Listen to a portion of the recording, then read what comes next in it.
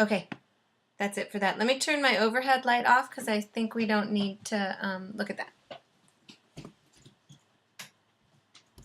Okay.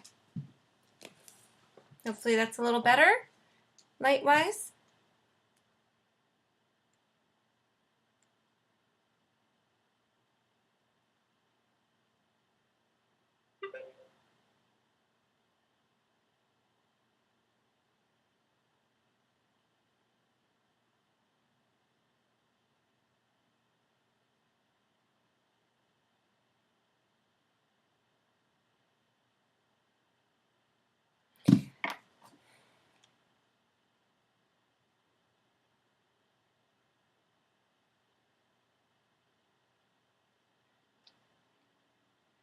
Okay, great. So for anyone who's just arriving now, we're going to get started talking at around 6:05.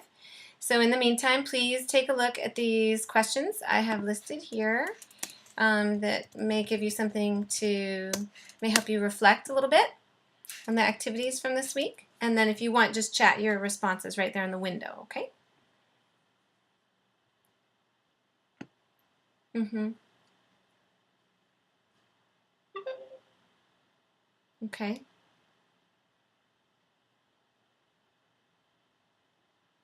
Laura Beth, thank you.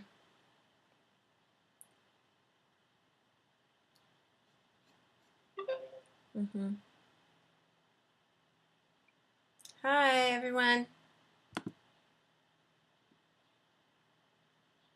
Great.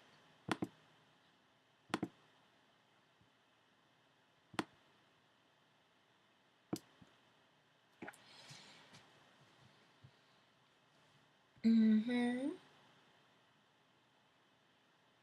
Mm-hmm. I'm going to write down some notes on your responses as you put them up, okay? So we'll take about 3-4 more minutes. If you can write some responses into the chat window, it'll help me get a sense of what people are thinking about this week and kind of where you're at with this work.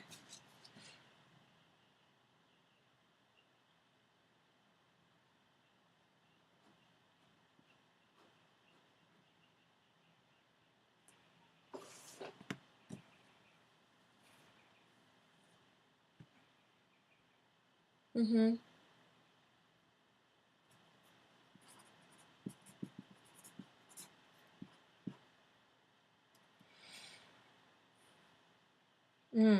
Teresa, that's interesting. Try it with the parents. That's a very interesting concept.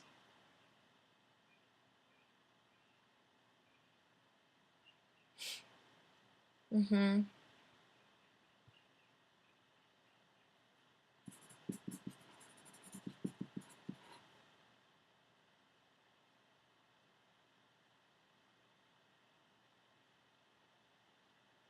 Mm-hmm.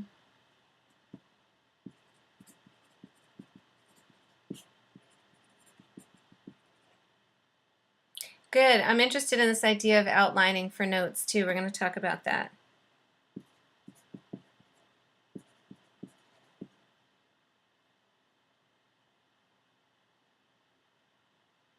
Mm-hmm.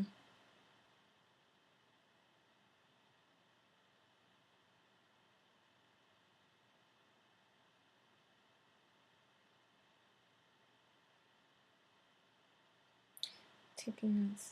Mm-hmm. Mm-hmm. Hi.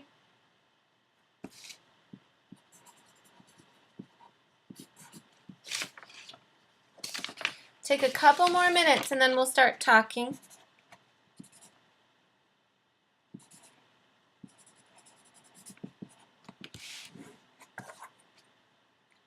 Mm-hmm.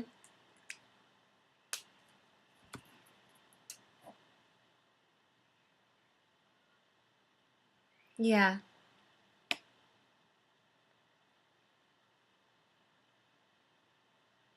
Mm-hmm.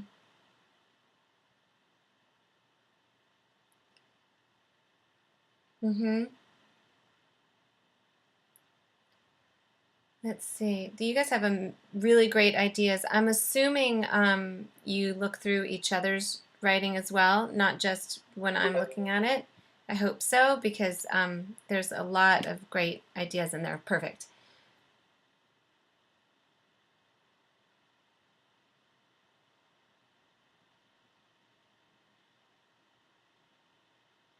Mm-hmm. I print some current PowerPoints. Oh, sure, great. For some students to reference. Mm-hmm.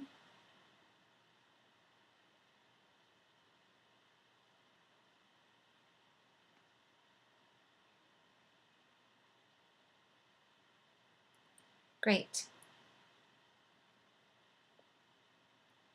I had the same problem, Sarah.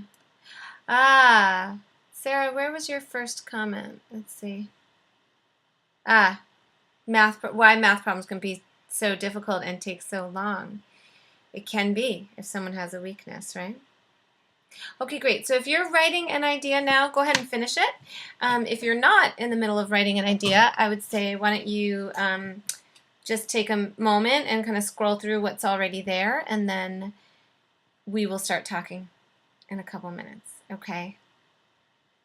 For first grade today, long. Mm-hmm. Mm-hmm.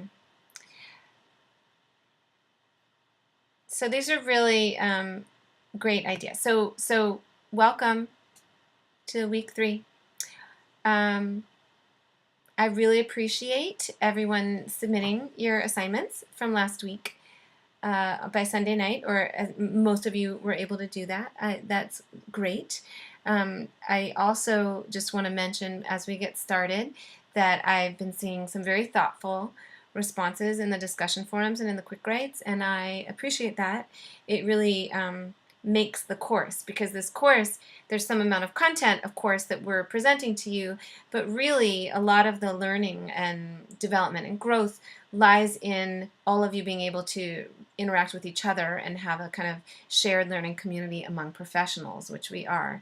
So the more that you are willing to and available to kind of give some time over to thinking about these ideas and share, the more powerful the class is for all of us. So I've noticed people really working on this, and I appreciate that. Now I see, wait, you guys are you're talking about something interesting. Oh, for the parents, interesting, okay.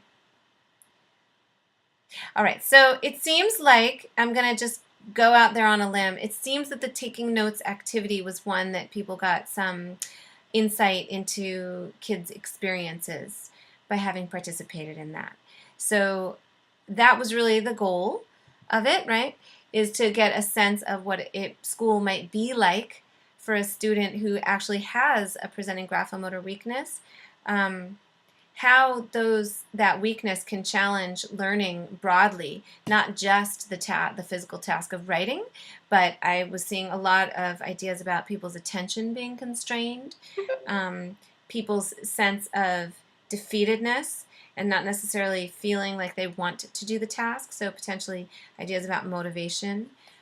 Memory can be constrained with when there is a graphomotor weakness or challenge introduced. And so I think something to really bear in mind is that idea that we launched last week in our session, where we were thinking about the connections or potential kind of misrepresentation among constructs of what's going on. So for a student who has a graphomotor weakness or a real struggle, it could occur in the classroom as an attentional issue when actually the child or the student's attention isn't the primary issue. Oh, who's on the line? Do you want to say something? I heard, did you guys hear that? I heard someone wanting to talk in. If you want to talk in, just come on in. Anyway, so something that looks like an issue with attention can actually be a graphomotor weakness or a weakness in a different construct area that's now implicating or involving students' attention. And so that idea that we started thinking about last week is how to really isolate which of the constructs or which several of the constructs are at play in a student's particular challenge. Ways to start looking at that are to really isolate the tasks. So if the note-taking task is conducted separately from an oral dictation, but instead the student's asked to kind of copy from something that they have nearby, or they have a longer time to copy ideas down, it might be revealed that that student actually doesn't have a weakness in attention. It's really just the graphomotor task itself, or vice versa, or it could be some other construct in the mix. So I'm hoping and assuming that that makes sense to people. Are there questions or comments about that idea in general? And what I mean by that idea is that the neuromotor weakness, graphomotor in particular, because it's so highly in demand at school, that weakness in particular can make it appear that a student has challenges in other aspects of learning when in fact they may not. Questions, comments about that? Okay. If you have any, let me know. In the meantime, I thought it was really interesting. I saw a few ideas from what everyone was chatting on the side that I just wanted to raise for the group to think about for a minute, and then we'll just kind of say hi broadly, and then we'll move on for what else we're talking about this week. The first was, Teresa, I noticed that you said that the activity was one that you were interested in sharing with parents of your students. Here it is. Oh, this chat window moves when someone adds an idea. So I'm going to go back to it again. So Teresa said, taking notes reminded me how hard it is to keep up and pay attention when the writing is such an effort. I'm going to try it with the parents of my students. Teresa, would you be willing to either get on the mic or chat? What do you think that would afford with sharing this with the parents? What's the idea behind wanting to share that with the parents in particular?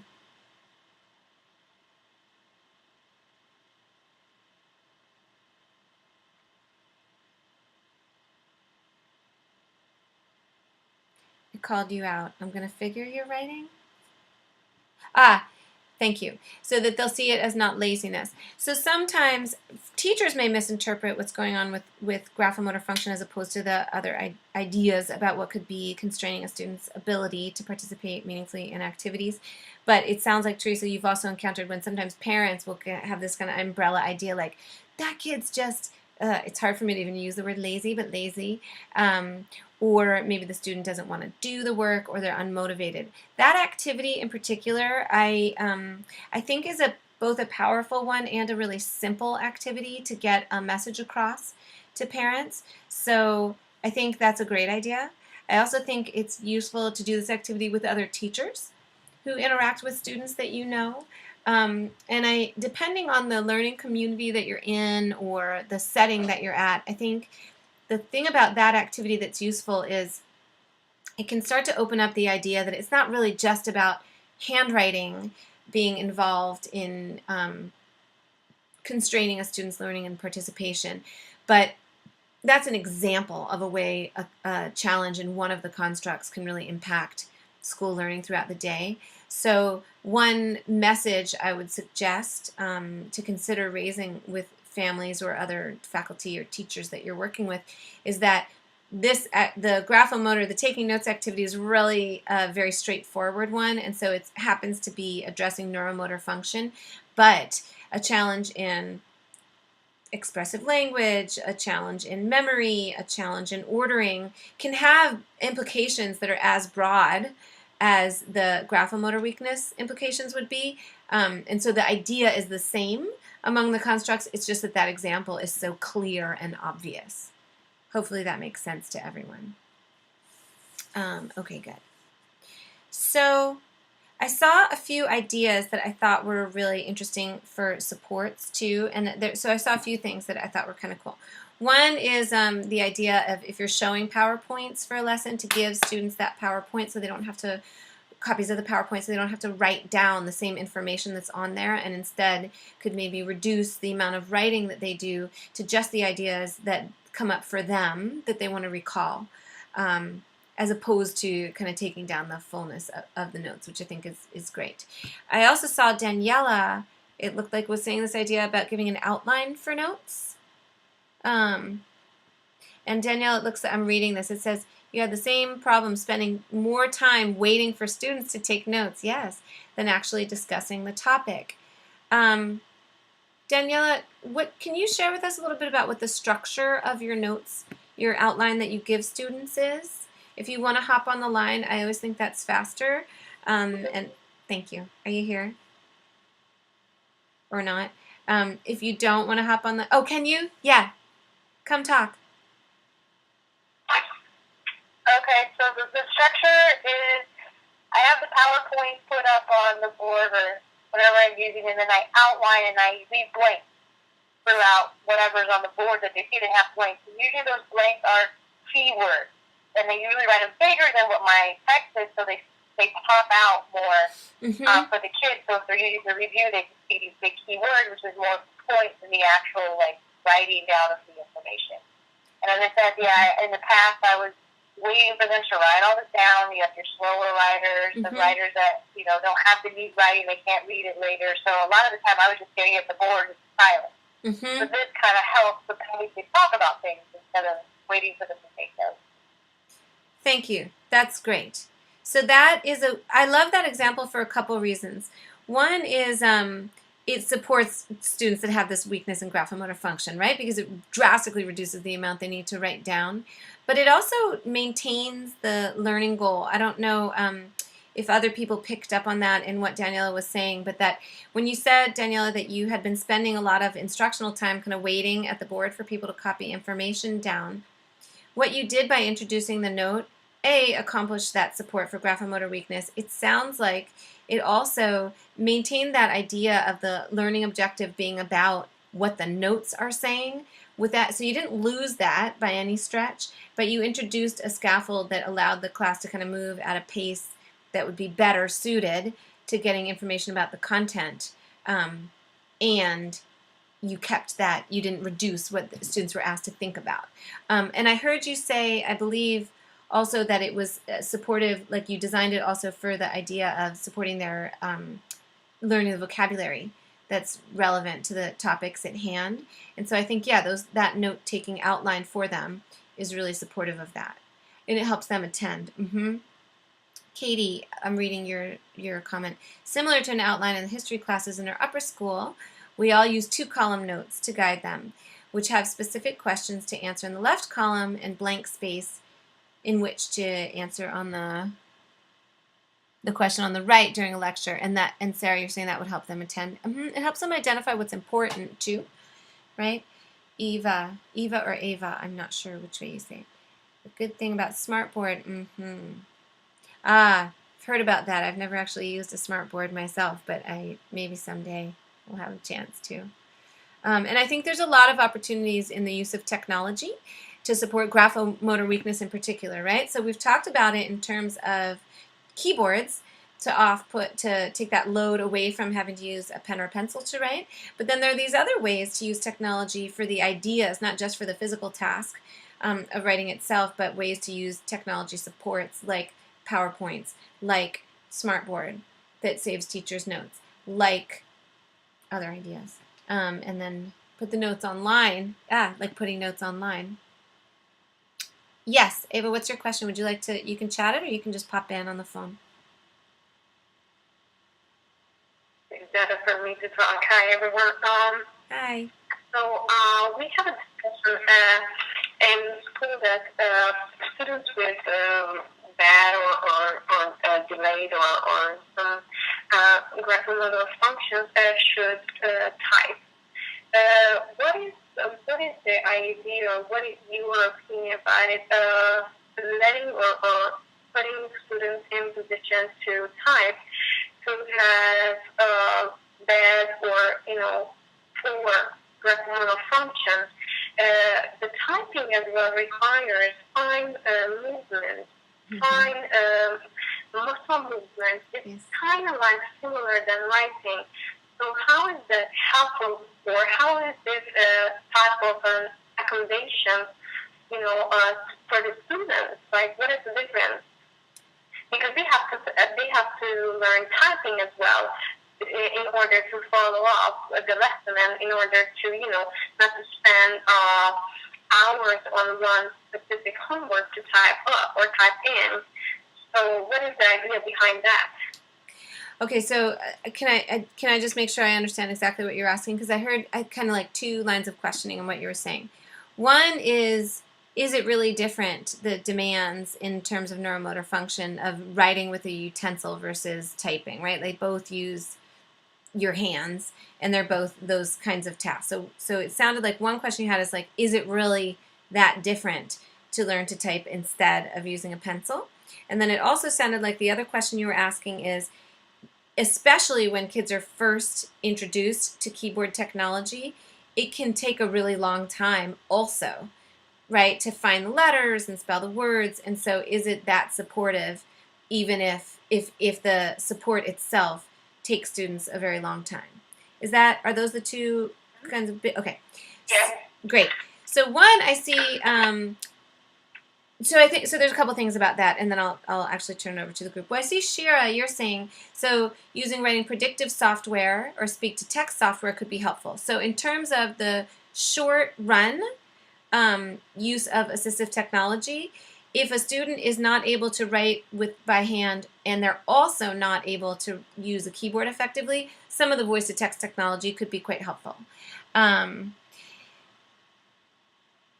I'm reading Shira's response. We invested in Dragon Dictation for a couple of years ago, and there's several free web-based dictation programs that are good. So I think that those, and then, oh, Rebecca, you're saying that. Thank you. And yeah, so Shira, she's talking about someone who has a weakness in graphomotor skills doesn't necessarily have a weakness in fine motor skills. Correct. Yeah, those are actually two separate skills. So the first thing, Eva, that I would say to you is that actually, in terms of the way these constructs are laid out, fine motor skill function and graphomotor function are separate functions. They're often similar, but they're often related in a person, but they're not the same thing. So for example, I can think of people who have a real struggle using a pen or a pencil to write, but are totally fine with using clay, painting, buttoning, and zipping, which are fine motor skills. Vice versa. There could be someone who's fine with graphomotor function, but really doesn't have a facility with the fine motor skills that you would use in something like sewing. Right, so in that sense, those two dimensions of neuromotor function are thought of as distinct. In terms of the technology idea, I think that the oral dictation and those voice-to-text software programs that I was seeing recommended on the side, I think those are really useful, especially for someone who isn't used to using a keyboard technology yet, does have graphomotor weakness, but is being encouraged to write and express themselves through written language. Because as you guys experienced in the taking notes activity, the anxiety that is provoked when you're not able to use your hand to write or use the keyboard to write can be a huge barrier to receiving information, but also for creativity and expressing ideas. So if the goal in a classroom task is to write or create text and prose, sometimes by any bypass means necessary is really important to get a child or a student involved and able to participate. That said, there also comes a time in many children's lives where if there's a struggle in graphomotor weakness, and there's also a lack of familiarity with the use of keyboards and technology, sometimes it's a wise choice on the parts of teachers and families to make together to think about picking one of those to kind of primarily pursue as a task to practice. So quite often, a student with weak keyboarding skills, it's often because they're new to the keyboard, and that time working with the keyboard would actually help improve those skills, even if there's a presenting graphomotor weakness. And so, again, I would encourage separating the time to work on fine motor technology related skills, separate that from the task of writing, because writing involves a lot more than that you don't want to lose by the speed with which a student can actually type out ideas and words. However, there are most likely times in the school day or at home that would be freed up for a little bit of practice on the keyboard so that the student can start working towards gaining more facility with that. Hopefully, do other people have ideas? It looks like you do, because I've been seeing this scroll, but I didn't see. Oh, see, look at that. In the younger grades, Co-Writer is a really helpful program for those with poor graphomotor skills and trouble decoding. What is Co-Writer? Shira, I think you have it. You said you have a toddler, so you might not want to pop on the phone. If you do, please do and tell us what Co-Writer is. If you don't, go ahead and write it. Ah, thank you. Oh, so it's like what Google does, or like what happens when I'm texting, right? So the cool thing is students just need the first 3 letters of a word, and then a list of words comes up. That's great. Word prediction, thank you. That's a better way of saying than autocorrect. Oh, great. Thank you, Rebecca. That's really helpful. Um, mm-hmm. So you're welcome. Great. Any other questions that people have about that? It's that our group is excellent with these resources. Erin had shared that with me before, and now I'm seeing it live, and it's really gratifying and great. Any other questions about supporting students with a weakness in one of these functions? Mm-hmm. Okay. So the only other thing I wanted to mention was I definitely saw a lot of reflections about empathizing with how difficult school is for students who might have these kinds of weaknesses. So similar to me to the construct of language in particular, it's in such high demand at all times of day throughout the school day that graphomotor function, language, fine motor function to some extent too, but really graphomotor function, they're like ubiquitous to the point that they can go unnoticed by teachers and also by students. So the students themselves who may be challenged in graphomotor function might not realize that what's making them feel turned off, tuned out, frustrated, irritated, challenged in terms of wondering if they can even do it intellectually, it might be that they're not recognizing that this is the problem too. So I think attention to this construct in particular is really important because it has such broad implications for students being able to participate in school and potentially getting kind of turned off to the whole endeavor. It seemed like from when I was reading in your reflections and your quick writes that a lot of people were talking about getting frustrated and wanting to give up and wanting to end the task and then just like kind of stopping caring what you were writing about after a while. And that's really what the activity was intended to provoke, to give you that opportunity to experience what that would be like. So if that was what it was really like for you throughout most of your professional day, the idea of wanting to aspire to become an excellent student might take on a very different feel than it does when that's not something that's in the way. Teresa, you're saying you had a long conversation with a kindergarten teacher today about how some of her students need help every time to try to cut something out, but she cannot be there. Oh, one of her students. So that would be an example, right, of potentially a fine motor weakness. So, Teresa, did you have suggestions for her or ideas for her? Can you open up that conversation for us a little bit? You're welcome to come on the phone, or you can type it out.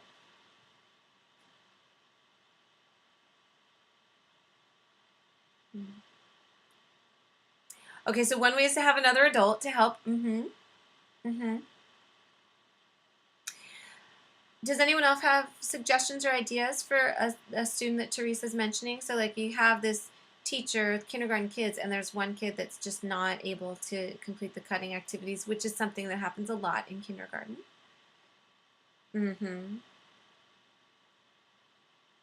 You can pre-cut certain things. Parent or volunteers can cut in advance.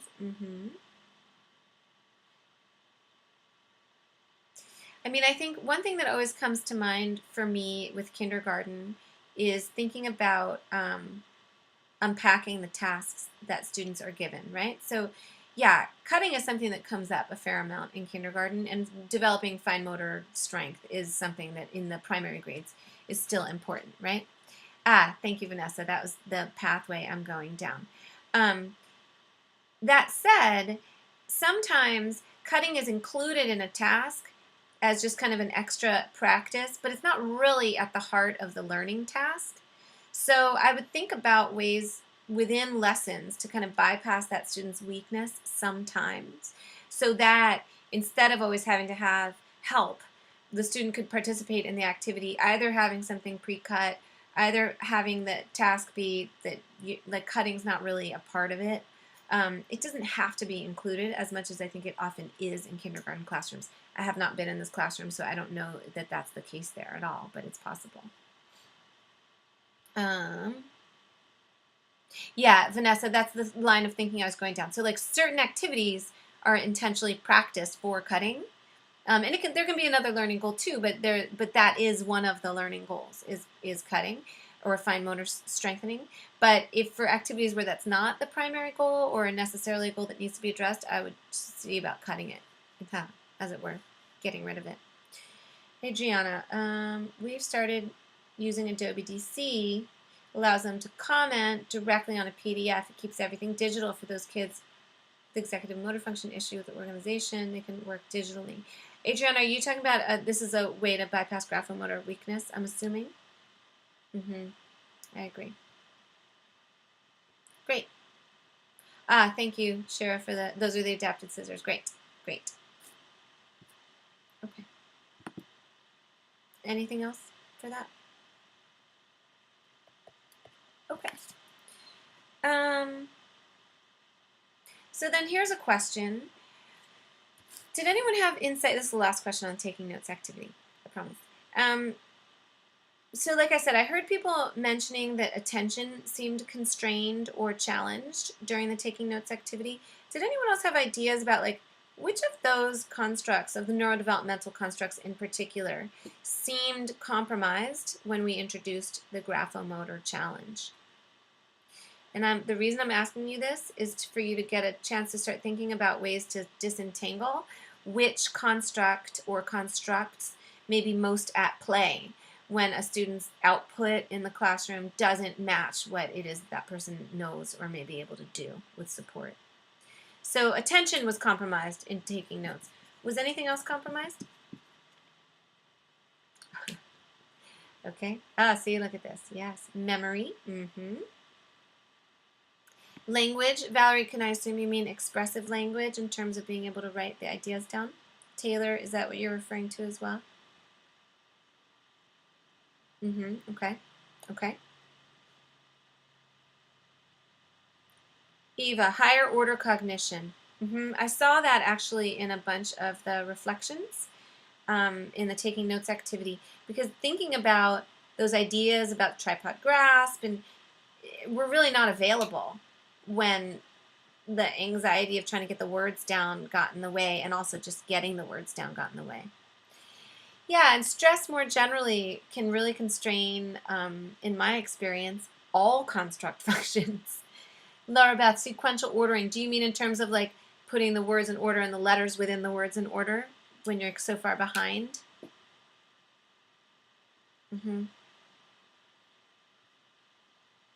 And just what you were hearing. Oh, got it. Okay, sure. Were there any constructs that you feel like were not implicated? Or all of them, potentially?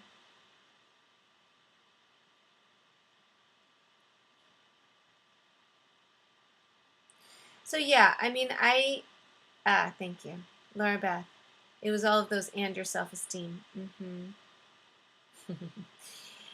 Eva, it proves there's no such thing as multitasking for me, not really language. Okay, so Rebecca, maybe you were relying on a different strength that you have, which might be in language, so you were able to process the information coming in, although you weren't able to write it.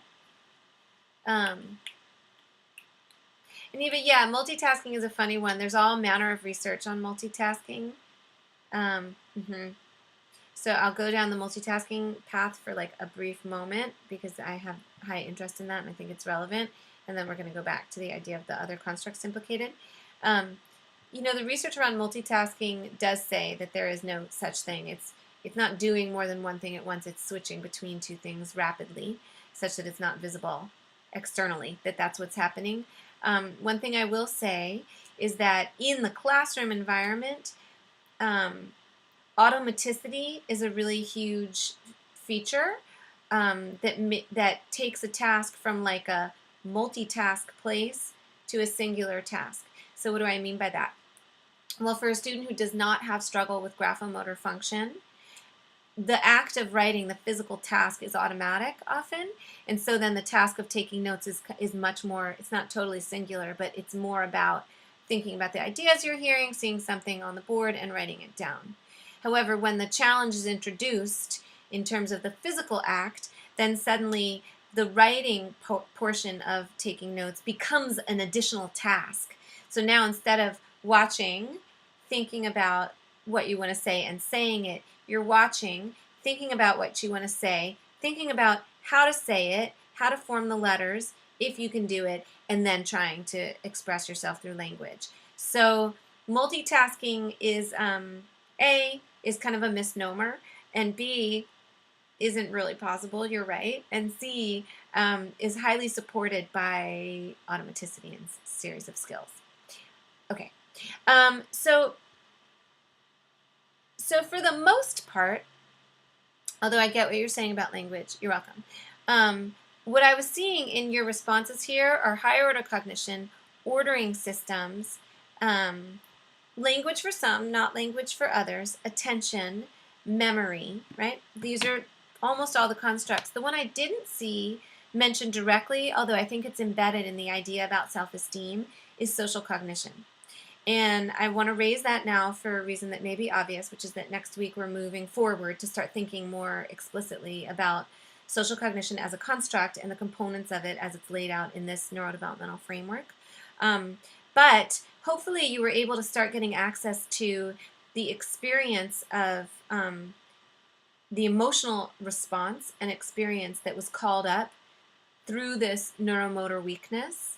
And then if you can kind of take yourself there intellectually to think about what school would be like day in and day out when you're carrying that weakness and frustration around, to the extent that it impacts self-esteem and interest in school, it may also begin to impact social relationships and the ability to navigate relationships among peers when you're not feeling like a person who necessarily belongs in the classroom in the same way as the other students do.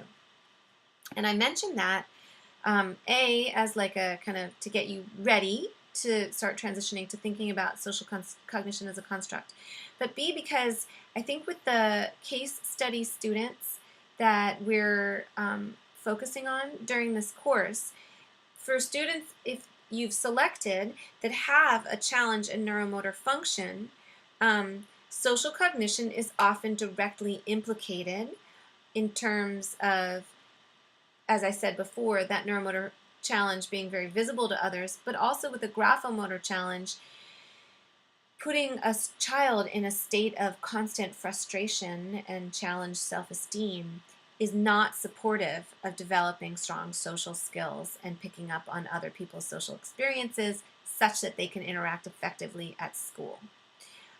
So what I was hoping someone might have in mind or be willing to share is if you have a student, a target student that you've identified and for the assignment, for the part one of the assignment, if you would be willing to just kind of raise that, share a bit about that person with the group so that we can think about connections between that student's neuromotor function and potentially social cognition or the other constructs.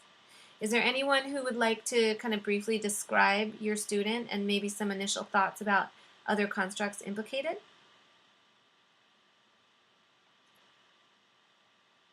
Laura Beth, great. You want to pop on the phone? Okay, I Hi. have a student who just the process of writing work takes forever. He's a first grader. Mm-hmm. And he is something that just connects. It's hard for him to write. Mm-hmm. And because he compares himself to the other students, he often cries when it comes time for working. Mm-hmm. And so I had him in both kinder and now in first. And so it's kind of been a long road for us to build his self-esteem, for him to understand that not everyone's the same, and that his work is as just the same quality as others.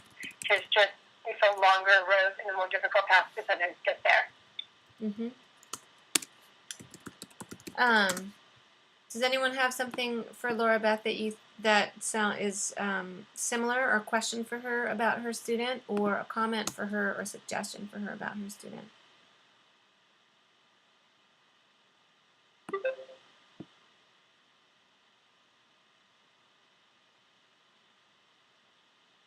Do you have a social emotional curriculum that your school uses? Mm-hmm. We're using, I think it's called First Step or Next Step. Oh, where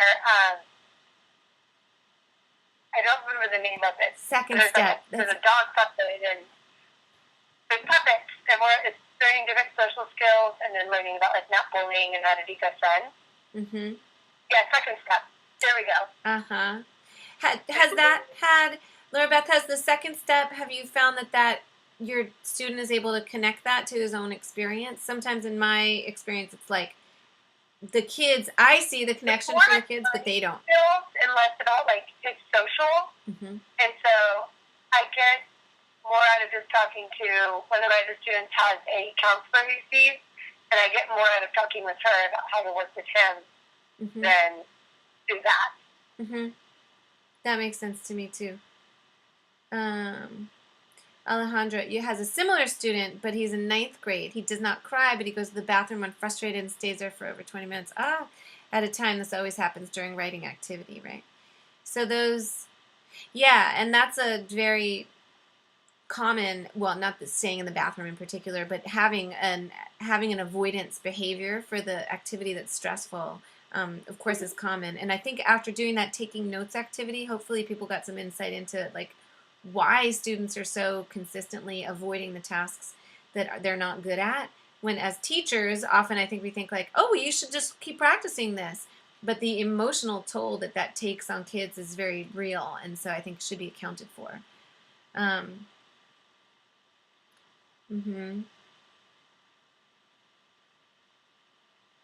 Got it. Okay, yeah. So, Laura Beth, I would say, I think it's interesting that you brought someone up that is in 1st grade. I just took notes on it here, right, on the document that we're looking at. And the reason is, in 9th grade, we have a comparison of what that might look like for a student who's developed behaviors of, you could look at them as compensatory behaviors in a certain sense, because to the extent that the social frustration or the emotional toll is so great. Sorry, that's my dog. Oh, that's okay. To the extent that the emotional impact is so great, avoiding writing may actually be a way to kind of provide some relief that's really important for that person. But so by the time that kids get into these upper grades, they've often developed behaviors that are kind of very set, that can be hard to undo and take a lot of years of practice to cultivate.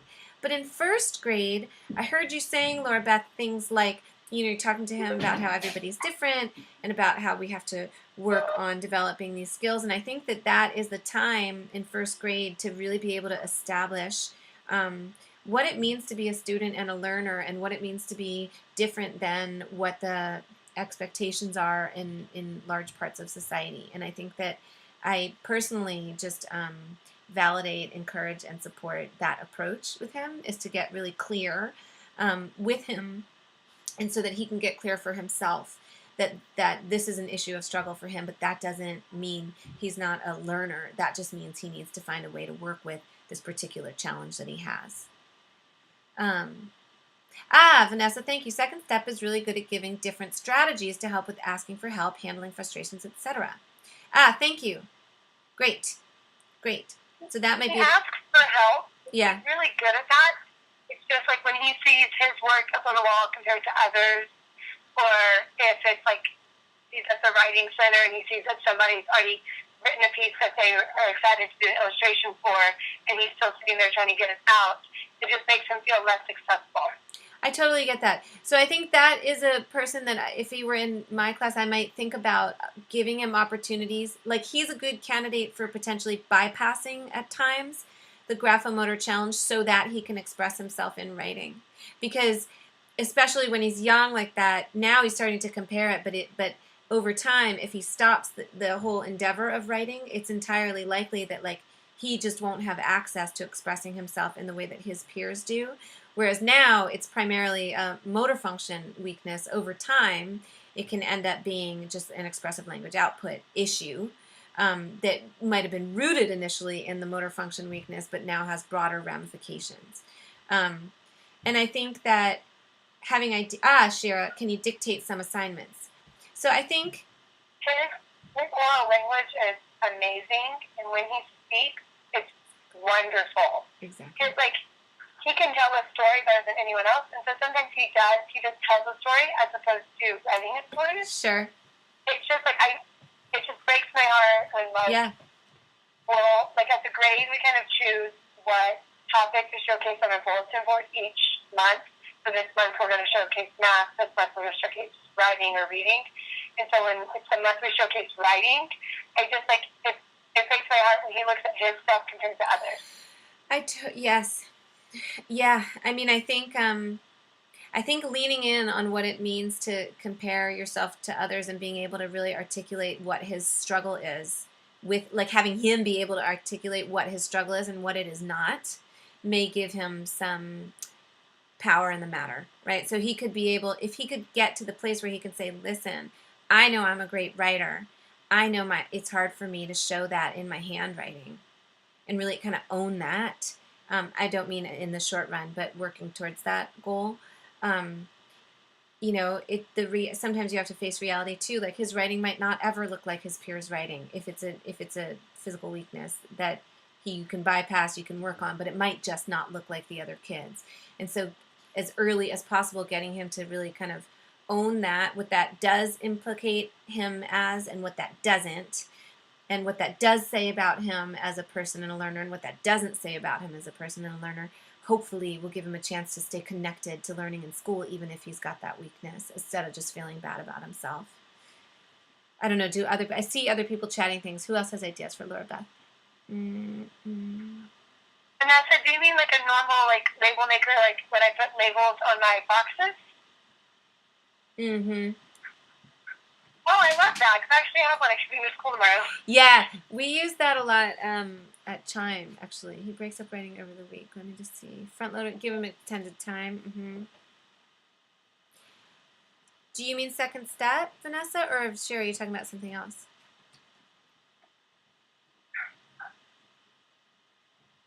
Oh. Sorry, now I'm looking at Vanessa's idea. Oh, different type of keyboard, wait.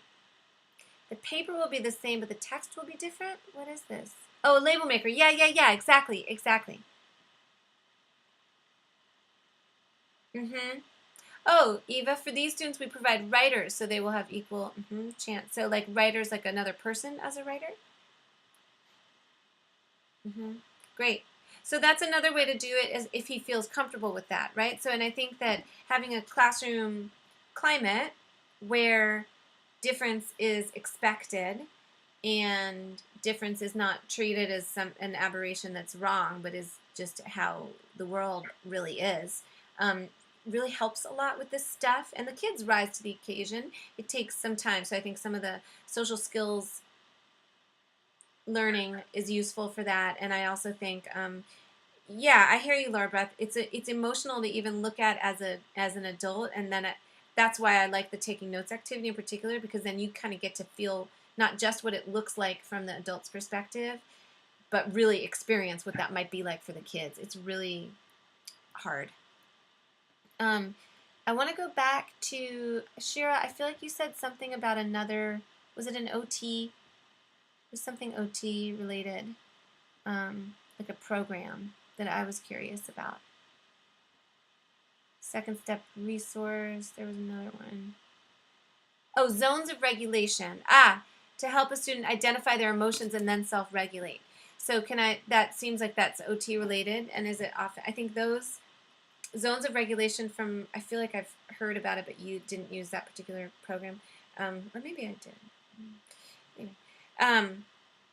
That can be really useful for a student that has difficulty with impulse control. I'm wondering, do lessons with your classes every other week? Shira, can you explain either by chatting it or on the phone how would that support a student with graphomotor weakness? I just want to make sure I'm clear. Potentially, or like, can you give me an example of something that happened in one of the lessons that might be of use for Laura Beth's situation? Okay. Oh, to help them maybe identify like what their emotions are, especially for a young kid. That actually makes sense to me. So for example, you have a student who, okay.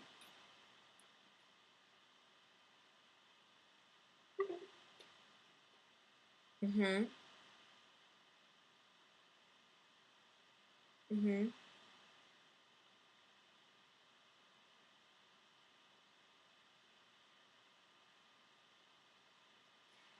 Got it. Oh, I see. So like he'd already developed. So you're and sure you're in third grade. Third grade still? Third grade? Okay. So by third grade, there was already a student who had, I'm going to assume, a pretty well developed sense of frustration around writing and avoidance of the endeavor. Uh-huh. So see how fast it happens.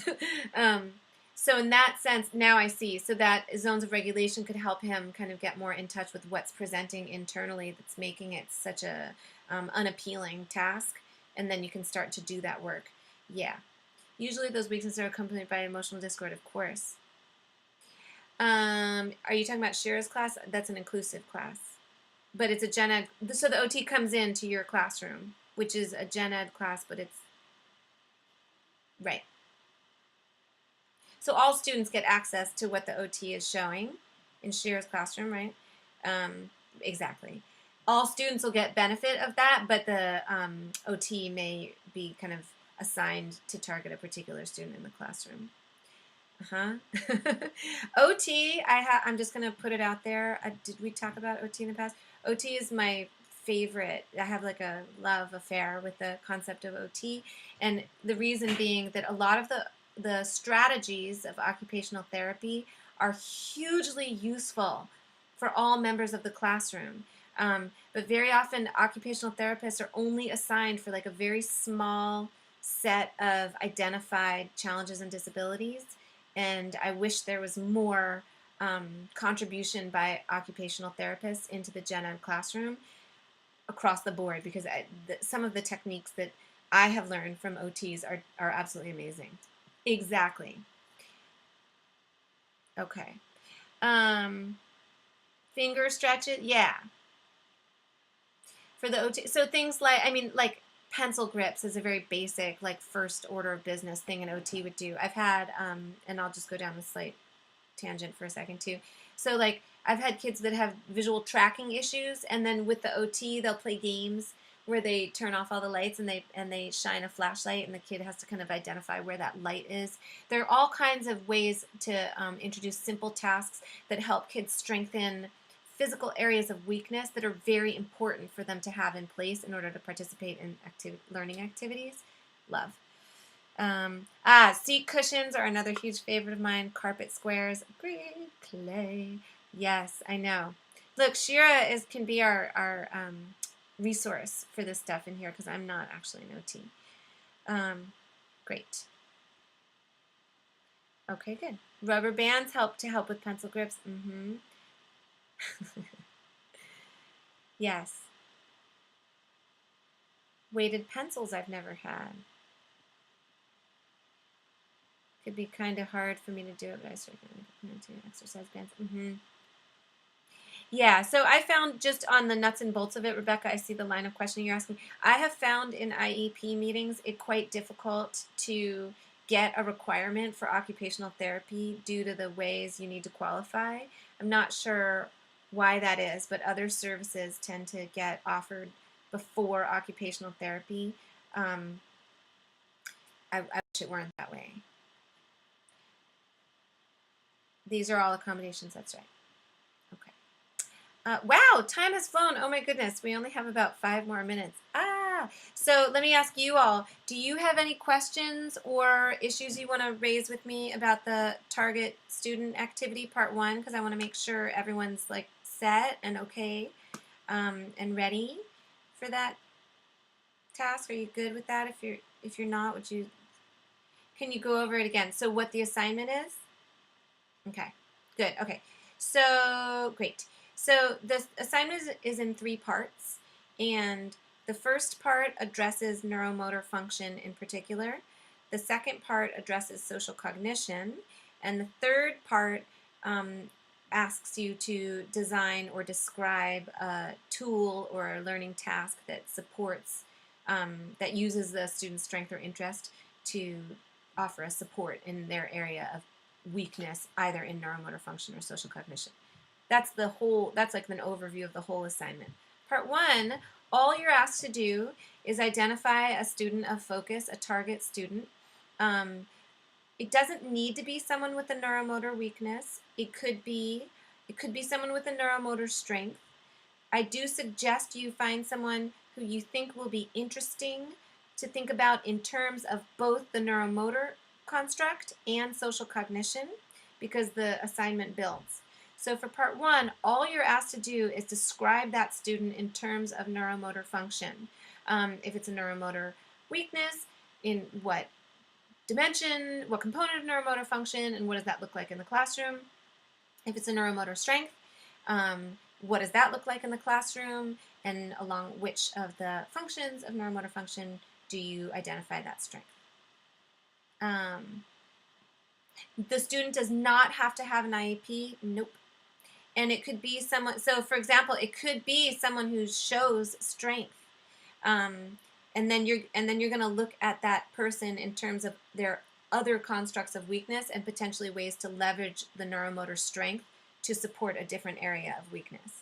Because everybody's got strengths and weaknesses, it's not crucial that the person has a severe or heavily involved weakness in neuromotor function in particular, although if that's something you're interested in thinking about, like Laura, that student might be someone she wants to kind of think about so that she can identify supports for him in live time.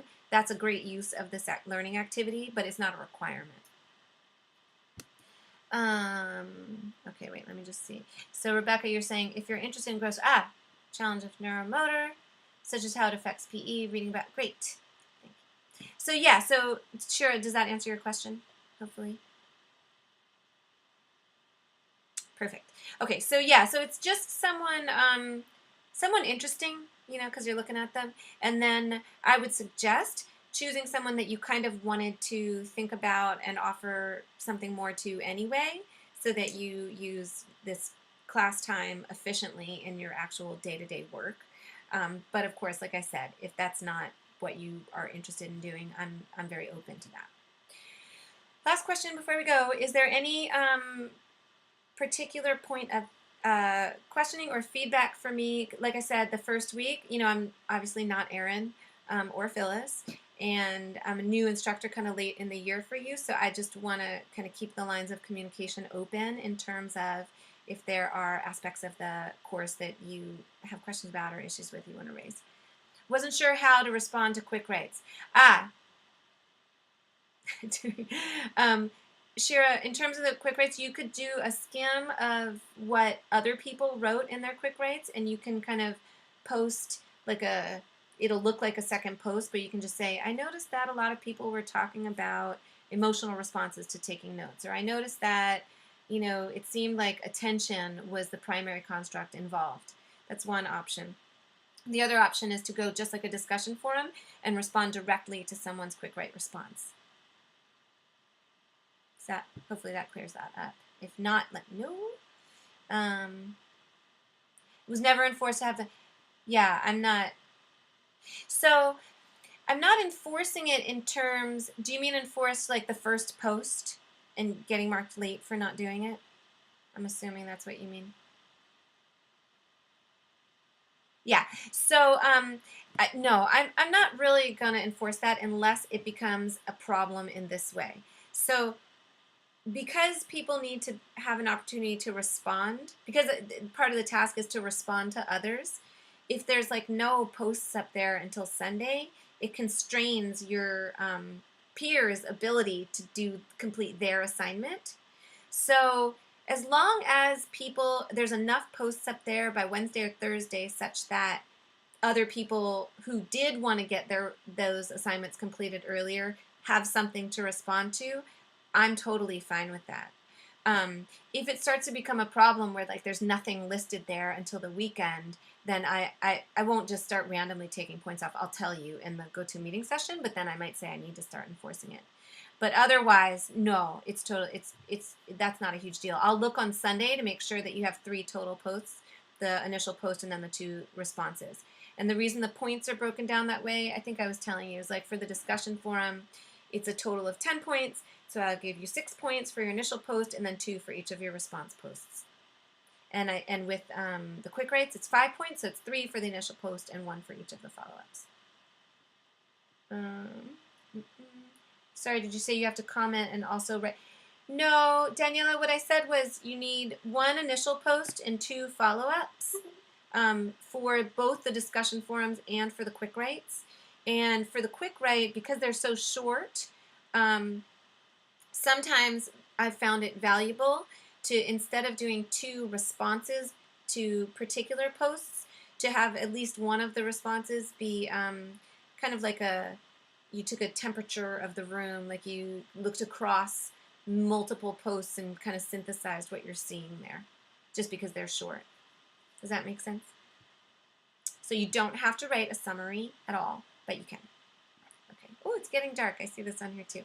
And it's 7:01. Okay, so if anyone has other questions, please, please, please email me. More than happy to interact with you about that. I will go in and I'll try and I'll prioritize giving you feedback on your part 1 of the lesson plan so that'll help you in the upcoming weeks as you do parts 2 and 3. Okay? Have a good night. I'll see you guys next week. Hey, Jessica. Yeah.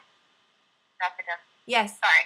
Sorry. Me and Cindy are on via phone because we're actually, and I think Yvonne is as well. I don't know if it just shows you one person because we used her code that she gave us.